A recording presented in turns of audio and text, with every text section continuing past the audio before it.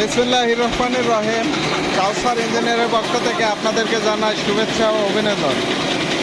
আজকে আপনাদের মাঝে নিয়ে আসলাম একটি গাছ কাটা মেশিন। এটা নতুন প্রযুক্তিতে তৈরি করা হয়েছে।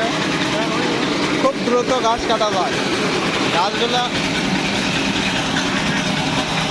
এখন দেখাইতেছি আপনাদের মাঝে।